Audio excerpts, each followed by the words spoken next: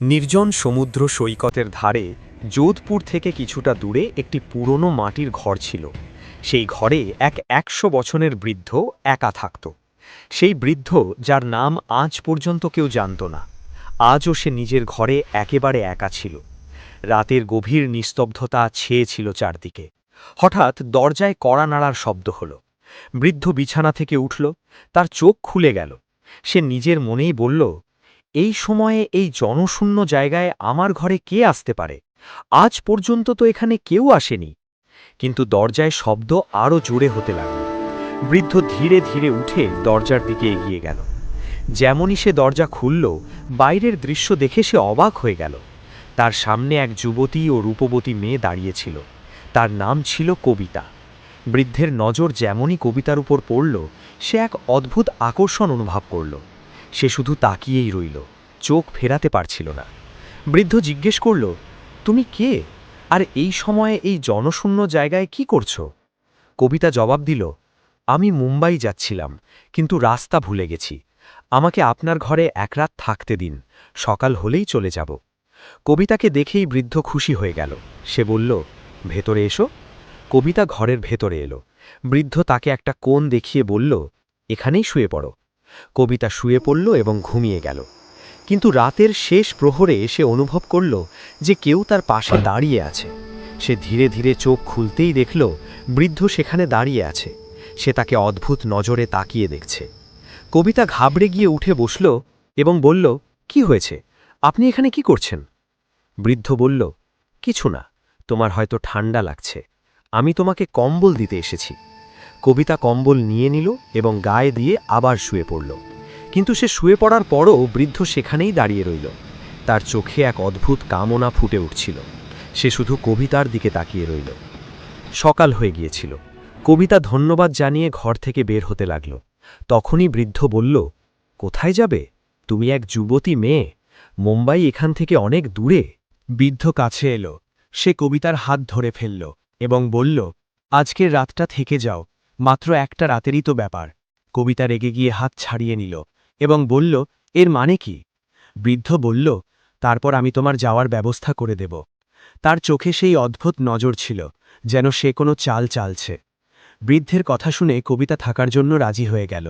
বৃদ্ধ তার দিকে তাকিয়ে রইল, যেন সে চায় কবিতা নিজেই তার কাছে আসুক। রাত এলো। কবিতা কোণের বিছানায় শুয়েছিল। বৃদ্ধও নিজের বিছানায় শুয়ে পড়ল। যখন রাতের শেষ প্রহর এলো এবং চারদিকে নিস্তব্ধতা নামল, বৃদ্ধ নিঃশব্দে উঠল। সে ধীরে ধীরে কবিতার কাছে পৌঁছাল। অনেকক্ষণ ধরে তাকে দেখল, তারপর তার পাশে বসল। ধীরে ধীরে সে কবিতার কপাল স্পর্শ করতে শুরু করল।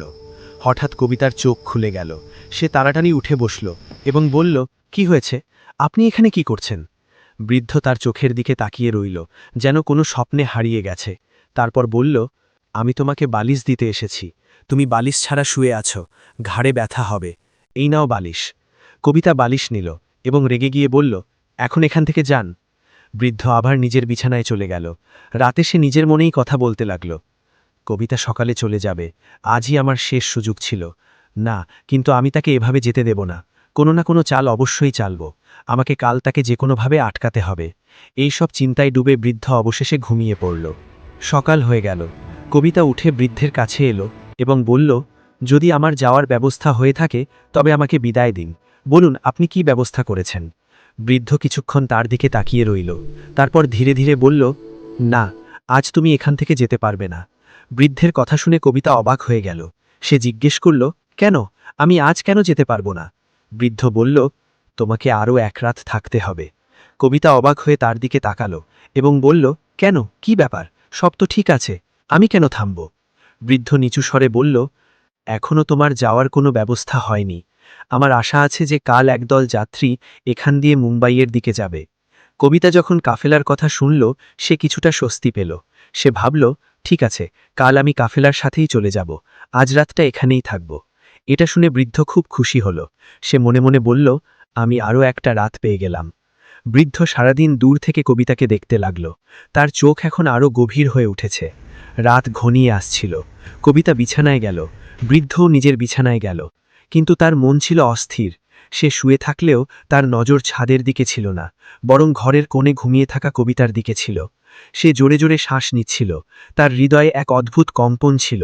সে ধীরে ধীরে বিছানা থেকে উঠল এবং নিঃশব্দে কবিতার কাছে গেল। সে তাকে উপর থেকে নিচ পর্যন্ত দেখতে লাগল, তারপর তার পাশে বসে তার চুলে ধীরে ধীরে হাত বোলাতে শুরু করল। হঠাৎ কবিতা হালকা নড়ে উঠল। বৃদ্ধ ভয় পেল যে পাছে সে জেগে না যায়। সে ঘাবড়ে গিয়ে হাত সরিয়ে নিল। সে অনেকক্ষণ তার মুখের দিকে তাকিয়ে রইল। তার চোখে শুধু লালসা ছিল না, ছিল এক পুরনো তৃষ্ণাও। হঠাৎ কবিতার চোখ খুলে গেল। সে চিৎকার করে উঠল, কিন্তু বৃদ্ধ তাড়াতাড়ি তার মুখ চেপে ধরল, যাতে আওয়াজ না বেরোয়। তারপর সে ফোরন নিজের বিছানায় ফিরে এলো এবং এমনভাবে শুয়ে পড়ল যেন কিছুই হয়নি। কবিতা সারা রাত ভাবতে লাগল, এই বৃদ্ধ আমার কাছে কেন এলো? সে কি করার চেষ্টা করছিল? তার উদ্দেশ্য ভালো মনে হচ্ছে না। সে ভয়ে কাঁপছিল। শেষ পর্যন্ত ভাবতে ভাবতে তার চোখে ঘুম এলো। সকাল হয়ে গেল। কবিতা উঠে বৃদ্ধের কাছে এলো এবং জিজ্ঞেস করল, কাফেলা কি এখানে এসেছে? এখন আমাকে যাওয়ার অনুমতি দিন। বৃদ্ধ কিছুক্ষণ তার চোখের দিকে তাকিয়ে রইল, তারপর বলল, এখনও কাফেলা আসেনি। কবিতা চমকে গেল। সে বলল, কিন্তু আপনি তো বলেছিলেন আজ কাফেলা আসবে। বৃদ্ধ ক্লান্ত স্বরে জবাব দিল, আসার তো কথা ছিল, হয়তো সন্ধে নাগাদ আসবে। কবিতা বলল, আমি আর অপেক্ষা করতে পারব না। বৃদ্ধ শুধু মাথা নাড়ল আর চুপ করে রইল। এখন কবিতা বাড়ির উঠোনে বসেছিল এবং বৃদ্ধ সেই অদ্ভুত নজরে দূর থেকে তাকে দেখছিল। কবিতা ভাবল, আমার ওর চোখ দুটো পছন্দ নয়, এখান থেকে দ্রুত বেরিয়ে যাওয়া উচিত। আমি এক যুবতী মেয়ে, ওর মনে কি চলছে আমি জানি না। রাতেও আমার কাছে এসেছিল, আমাকে ছোঁয়ার চেষ্টা করছিল। আজ যে কোনো মূল্যে রাতে আমার এখানে থাকা উচিত নয়। কাফেলা আসুক বা না আসুক, আমাকে যেতেই হবে। বৃদ্ধ এখনও তাকে দূর থেকে দেখছিল, যেমন কোনো শিকারী তার শিকারকে দেখে। সন্ধে হয়ে গেল। কবিতা বৃদ্ধের কাছে যেতেই যাচ্ছিল, তখনই বৃদ্ধ নিজেই এসে বলল, আমি ভাবলাম নিজেই বলে দিই, কাফেলার সাথে অনেক মালপত্র আছে, তাই তারা ধীর গতিতে চলছে। আজ রাতটা আরও কিছুক্ষণ থেকে যাও। কবিতার রাগ হয়ে গেল। সে সাথে সাথে বলল, আমি আর থাকতে পারব না। কাফেলা আসুক বা না আসুক, আমি এখনই যাচ্ছি। আমি আর সহ্য করতে পারছি না। বৃদ্ধ কাছে এসে বলল, এখন রাত হতে চলেছে, তুমি এক যুবতী মেয়ে, এই জনশূন্য জায়গায় রাতে কোথায় যাবে? এখানে বন্য জন্তুও ঘুরে বেড়ায়। যদি তোমার চোট লাগে তবে কি হবে? কবিতা চিন্তিত ও রাগী ছিল। সে নিশ্চিত হল যে এটা কোনো নতুন চাল। তবুও ভেবে সে বলল, ঠিক আছে, থাকছি। তারপর কড়া স্বরে বলল, কিন্তু এটা শেষ রাত। কাফেলা আসুক বা না আসুক, আমি কাল সকালে রওনা হব। বৃদ্ধ হেসে বলল, ঠিক আছে, কিন্তু তার হাসির মধ্যে কোনো রহস্য লুকিয়েছিল। কবিতা পুরোপুরি সতর্ক হয়ে গিয়েছিল। সে এক কোণে শুয়েছিল, কিন্তু তার চোখ খোলা ছিল। সে ভয় আর সন্দেহের মাঝে ছিল। নিচু স্বরে সে নিজেকে বলল, আশা করি আজকের রাতটা দ্রুত শেষ হয়ে যাক। তারপর বলল, হ্যাঁ, শুধু চোখ বন্ধ করে শুয়ে থাকো, যেন তুমি ঘুমিয়ে গেছ। বৃদ্ধ নিজের বিছানায় শুয়েছিল, কিন্তু তার এক চোখ খোলা ছিল। সে বারবার কবিতার দিকে তাকাচ্ছিল যে সে সত্যিই ঘুমিয়েছে কিনা। যখন তার মনে হলো কবিতা একদম নড়াচড়া করছে না, তখন সে চোখ বন্ধ করল। কিন্তু তার হৃৎপিণ্ড তখনও দ্রুত স্পন্দিত হচ্ছিল। কিছুক্ষণ পর যখন সে নিশ্চিত হল যে কবিতা ঘুমাচ্ছে, সে ধীরে ধীরে উঠল এবং তার দিকে এগিয়ে গেল। অনেকক্ষণ সে নিস্তব্ধ হয়ে তার পাশে দাঁড়িয়ে রইল, যেন তার হুঁশ হারিয়ে যাচ্ছে। তারপর সে কবিতার পায়ের কাছে বসল, ধীরে ধীরে তার পা নড়াতে লাগল। তখনই কবিতার চোখ একটু খুলে গেল। বৃদ্ধ বুঝে ফেলল এবং সাথে সাথে পিছিয়ে গেল। এখন সে তার কপাল স্পর্শ করতে লাগল। হঠাৎ কবিতার চোখ পুরোপুরি খুলে গেল। সে ঘুরে নিচের দিকে দেখতে লাগল। সে কিছু বলল না, কিন্তু তার শরীরের নড়াচড়া বলে দিচ্ছিল যে সে জেগে আছে। বৃদ্ধ চুপচাপ উঠে নিজের বিছানায় ফিরে গেল। তার মনে এক অদ্ভুত ভয় ছিল, কিন্তু তার মুখে কোনো অনুশোচনা ছিল না। সকাল হয়ে গেল। কবিতা উঠল এবং সোজা বৃদ্ধের কাছে গেল। সে কড়া গলায় জিজ্ঞেস করল, আপনার কাফেলা কি এসেছে, নাকি এখন কোনো নতুন বাহানা আছে? বৃদ্ধ কিছুক্ষণ চুপ থাকল, তারপর বলল, কাফেলা আসেনি। কবিতা রাগে ফেটে পড়ল, আমি আগেই জানতাম কোনো কাফেলা আসবে না। আপনি আমাকে এখানে অন্য কোনো উদ্দেশ্যে আটকে রাখছেন। আমি সব বুঝে গেছি। আমি এখন এখানে এক মুহূর্তও থাকব না। চলুন, আমি যাচ্ছি। যেমনই সে ঝুপড়ি থেকে বাইরে বেরোতে লাগল, বৃদ্ধ হঠাৎ তার সামনে এসে দাঁড়াল। সে রাস্তা আটকে বলল, তুমি এখান থেকে যেতে পারো না। কবিতা বলল, রাস্তা থেকে সরুন, না হলে আমি জোরে চিৎকার করব। বৃদ্ধ নিচু স্বরে বলল, তোমার চিৎকার শোনার মতো এখানে কেউ নেই। কবিতা রাগে চিৎকার করে উঠল, আপনি চানটা কি? আমাকে কেন আটকাচ্ছেন? আপনি আমার বাবার বয়সী, কিছু তো লজ্জা করুন। বৃদ্ধ ভারী গলায় বলল, এখানে সব কিছু তেমন নয় যেমনটা তুমি দেখছ। যে মানুষের খোঁজে তুমি মুম্বাই যাচ্ছ, কে জানে সে এখানেই কোথাও আছে। কবিতা বলল, আমি এখানে এক মুহূর্তের জন্যও থাকতে চাই না, আর আমি মুম্বাই কেন যাচ্ছি তা আপনাকে বলতে পারবো না। বৃদ্ধ বলল, কিন্তু যদি আজকের রাতটা এখানে থাকো তবে সেটা তোমার জন্যই ভালো হবে। কবিতা চমকে গেল। সে মনে মনে ভাবল, এই বৃদ্ধ আমাকে বারবার কেন থামাচ্ছে, এর পেছনে কি রহস্য আছে। বৃদ্ধ বলল, আমি বলেছিলাম আরও এক রাত থাকো, কাল সকালে তুমি তোমার সব প্রশ্নের উত্তর পেয়ে যাবে এবং হয়তো তোমাকে মুম্বাই যাওয়ার প্রয়োজনও পড়বে না। কবিতা পুরোপুরি বিভ্রান্ত হয়ে পড়ল। সে অবাক হয়ে নিজেকে জিজ্ঞেস করল, এ কিভাবে জানল যে আমি কার খোঁজে আছি আর আমার কোনো সমস্যা আছে। কবিতার মাথায় প্রশ্নের ঝড় বইছিল, কিন্তু এখন বৃদ্ধের ওপর তার বিন্দুমাত্র ভরসা ছিল না। সে বৃদ্ধকে ধাক্কা দিয়ে ঝুপড়ি থেকে বেরিয়ে গেল। বৃদ্ধ তার পেছনে দৌড়ে গেল এবং চিৎকার করে বলল, থামো, তুমি চলে গেলে সব কিছু বরবাদ হয়ে যাবে। অনেক দূর যাওয়ার পর কবিতা ক্লান্ত হয়ে বসে পড়ল। তার হাঁটু কাঁপছিল এবং মনে তখনও ভয় আর অস্থিরতা ছিল। হঠাৎ বৃদ্ধ তার কাছে চলে এলো। সে হাঁপাচ্ছিল, কিন্তু তার কথা বলার ধরন ছিল দৃঢ়। সে নিচু কিন্তু কঠোর স্বরে বলল, আমি আপনাকে শেষবারের মতো বলছি, যদি আপনি ওই বাড়িতে থাকেন তবে হয়তো আপনার মুম্বাই যাওয়ার দরকার পড়বে না। কবিতা ক্লান্ত কিন্তু শক্ত গলায় জিজ্ঞেস করল, যদি কিছু থাকে তবে পরিষ্কার করে বলছেন না কেন। বৃদ্ধ দীর্ঘশ্বাস ফেলে বলল, আমি এখন আপনাকে এটা বলতে পারবো না, এখন বললে সব নষ্ট হয়ে যাবে, কিন্তু আমি এতটুকু বলতে পারি যে আপনি আপনার স্বামীর খোঁজে বেরিয়েছেন। এটা শুনে কবিতা থমকে গেল। এক মুহূর্তের জন্য তার শ্বাস বন্ধ হয়ে গেল। হ্যাঁ, আমি আমার স্বামীর খোঁজে আছি। সে অনেক দিন ধরে নিখোঁজ। আমি অনেক জায়গায় খুঁজেছি, এখন মুম্বাই যাচ্ছি। কিন্তু এসব আপনি কিভাবে জানেন? সে অবাক হয়ে জিজ্ঞেস করল। বৃদ্ধ খুব গম্ভীরভাবে বলল, আমি সব জানি, কিন্তু তোমাকে এক রাত আমার সাথে কাটাতে হবে, তবেই আমি তোমার সব প্রশ্নের উত্তর দিতে পারবো। তার এই অদ্ভুত কথা শুনে কবিতা ভয় পেল। সে ভয়, সন্দেহ আর বিভ্রান্তি নিয়ে বৃদ্ধের দিকে তাকাতে লাগল। মনে মনে ভাবতে লাগল, এটা কি কোনো নতুন চাল? এখনও রাতে আমার সাথে কি করতে চলেছে? বৃদ্ধ সেখানে গম্ভীরভাবে দাঁড়িয়েছিল। তার নজর কবিতার ওপর স্থির ছিল। কিছুক্ষণ ভাবার পর কবিতা বলল, ঠিক আছে, আরও এক রাত এখানেই থাকছি। এটা শুনতেই বৃদ্ধের মুখ খুশিতে উজ্জ্বল হয়ে উঠল। তার চোখ এমনভাবে জ্বলজ্বল করছিল যেন কোনো গন্তব্য কাছে চলে এসেছে। বৃদ্ধ বলল, ঠিক আছে। কবিতা আর বৃদ্ধ বাড়ির দিকে ফিরে চলল। কবিতা আগে হাঁটছিল আর বৃদ্ধ পেছনে। সে তাড়াহুড়ো করছিল না, কিন্তু তার ভেতরে এক অদ্ভুত উদ্দীপনা ছিল। তার চোখে তখনও সেই পুরনো রহস্য খেলা করছিল। সে মনে মনে ভাবছিল, এই রাতটা অনেক কষ্টে পাওয়া নেছে, আমি একে এমনি এমনি যেতে দেব না। রাত হল। কবিতা, যে এখন পুরোপুরি সতর্ক, বিছানায় শুয়ে পড়ল। কিন্তু তার চোখ খোলা ছিল। সে জেগেছিল। নিচু স্বরে সে নিজের সাথে কথা বলছিল এবং সামান্য শব্দেও চমকে উঠছিল। বৃদ্ধ নিজের বিছানা থেকে তাকে দেখছিল। যখন রাতের শেষ প্রহর এলো এবং তার মনে হলো কবিতা এখন ঘুমিয়ে পড়েছে, সে ধীরে ধীরে উঠল এবং কবিতার পাশে বসল। সে তাকে স্নেহের সাথে দেখতে লাগল। তারপর তার হাত ধরে তাকে জড়িয়ে ধরার চেষ্টা করল। কবিতা ঝট করে তার হাত ছাড়িয়ে নিল এবং রাগে মুখ ফিরিয়ে নিল। বৃদ্ধ চুপচাপ উঠে আবার নিজের বিছানায় শুয়ে পড়ল। তার চোখে কোনো অনুশোচনা ছিল না, ছিল শুধু এক অপেক্ষা, যা এখন পূর্ণ হওয়ার পথে। সকালের প্রথম আলো মাটির দেওয়াল ভেদ করে ভেতরে এলো। কবিতা আগে থেকেই জেগেছিল। তার মুখে ঘুমের রেশ ছিল না, ছিল ভয় আর দুশ্চিন্তার ছাপ।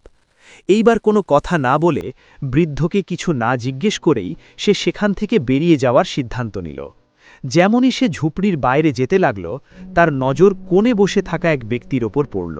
সেখানে এক যুবক বসেছিল, উজ্জ্বল সুন্দর মুখ এবং পরিষ্কার পরিচ্ছন্ন পোশাক পরা। তাকে দেখেই কবিতা চমকে গেল, যেন তার পায়ের তলা থেকে মাটি সরে গেল। সে জোরে চিৎকার করে উঠল, এটা কি আমার স্বামী বিক্রম? সে দৌড়ে গিয়ে সেই যুবককে জড়িয়ে ধরল। তার চোখ কান্নায় ভরে গেল। তার কাছে এই মুহূর্তটি ছিল কোনো জাদুর মতো। কবিতা বলল, তুমি এখানে কিভাবে পৌঁছালে? আমি কি কোনো স্বপ্ন দেখছি? বিক্রম তাকে জড়িয়ে ধরল এবং ধীরে ধীরে বলল, না, এটা কোনো স্বপ্ন নয়, এটাই বাস্তবতা। আমি ফিরে এসেছি। কবিতার খুশির কোনো সীমা ছিল না। যাকে সে বছরের পর বছর খুঁজছিল, সে আজ তার সামনে দাঁড়িয়ে। কিন্তু তুমি কোথায় ছিলে? কবিতা জিজ্ঞেস করল। আর তুমি এই বৃদ্ধের বাড়িতে কিভাবে পৌঁছালে? ওই লোকটাকে আমার একদম পছন্দ ছিল না। তুমি কি তাকে চেনো? বিক্রম তার চোখের দিকে তাকালো। এখন সেই চোখে আনন্দ নয়, বরং প্রশান্তি ছিল। সে বলল, আগে ওই বৃদ্ধকে ডাকো, দেখো ও কোথায়। কবিতা ঝুপড়ির প্রতিটি কোণ খুঁজল, কিন্তু বৃদ্ধকে কোথাও পাওয়া গেল না। সে ফিরে এসে বলল, ও কোথাও নেই, মনে হচ্ছে যেন উধাও হয়ে গেছে। ও কোথায় গেল? বিক্রম দীর্ঘশ্বাস ফেলে বলল, ও কোথায় গেল সেটা তুমি এখনই বুঝতে পারবে, কিন্তু তার আগে তুমি কি এটা জানতে চাইবে না যে আমি এতদিন কোথায় ছিলাম? কবিতা বলল, হ্যাঁ বলো, তুমি কোথায় ছিলে? এবার গল্পের সবচেয়ে বড় রহস্য উন্মোচিত হতে যাচ্ছিল। বিক্রম বলতে লাগল, একদিন আমি বাড়ি থেকে বাজারের দিকে যাচ্ছিলাম। পথে আমার দেখা হলো এক বৃদ্ধ আর এক খুব সুন্দরী মেয়ের সাথে। বৃদ্ধ লোকটা বাবার বয়সী ছিল, আর মেয়েটি ছিল খুব তরুণী। আমি মেয়েটির সাথে কথা বললাম। আমি বললাম, তুমি এই বুড়োকে বিয়ে কেন করলে? তোমার তো কোনো যুবকের সাথে থাকা উচিত ছিল। কিন্তু ওই মেয়েটি জাদু জানত, তার স্বভাব ছিল রহস্যময়। সে আমার দিকে তাকালো, কিছু বিড়বিড় করল, আর আমার ওপর থুতু দিল। এক মুহূর্তের মধ্যেই আমি ওই বৃদ্ধ লোকটার মতো হয়ে গেলাম। তার চেহারা আমার হয়ে গেল। তারপর সে বলল, এটাই তোর শাস্তি, এখন তুই সারা জীবন এভাবেই বাঁচবি। সে আমাকে একটা আশাও দিল, বলল, যদি তোর ভালোবাসার মানুষ, যাকে তুই ভালোবাসিস, তোকে খুঁজতে খুঁজতে এই নির্জন জায়গায় পৌঁছে যায় এবং তোর আসল পরিচয় না জেনেই তোর সাথে একটা রাত কাটায়, তবে তুই তোর আসল রূপ ফিরে পাবি। আর হ্যাঁ, আরও একটা শর্ত আছে, তুই তোর পরিচয় নিজে থেকে কাউকে বলতে পারবি না। কবিতা কাঁপছিল। সে কম্পিত স্বরে জিজ্ঞেস করল, তাহলে তাহলে আপনিই কি সেই বৃদ্ধ ছিলেন? বিক্রম মাথা নাড়ল এবং বলল, হ্যাঁ, আমিই সেই বৃদ্ধ লোক ছিলাম। এটা শুনে কবিতা যেন পাথর হয়ে গেল, তার চোখে জল ভরে এলো। কিন্তু এখন সেই চোখের জলে ছিল অনুশোচনা আর লজ্জা। সে দৌড়ে গিয়ে বিক্রমকে আবার জড়িয়ে ধরল এবং বলল, আমাকে ক্ষমা করে দাও, আমি তোমাকে চিনতে পারিনি। বিক্রম মাথা নেড়ে বলল, এটা তোমার ভুল নয়, তুমি জানতে না যে আমিই তোমার স্বামী। তোমার মন ছিল পরিষ্কার, তোমার উদ্দেশ্য ছিল পবিত্র, আর সেই সততাই আমার শাস্তি কমিয়ে দিয়েছে। এখন তারা আবার এক নতুন জীবন শুরু করল, কিন্তু এইবার তাদের মাঝে কোনো রহস্য ছিল না, ছিল না কোনো দূরত্ব, ছিল শুধু বিশ্বাস, আনুগত্য এবং সেই সম্পর্ক যা সব শাস্তির চেয়েও বেশি শক্তিশালী। কারণ যদি ভালোবাসা সত্যি হয়, তবে তা প্রতিটি পরীক্ষা আর সময়ের শেষে অবশ্যই ফিরে আসে।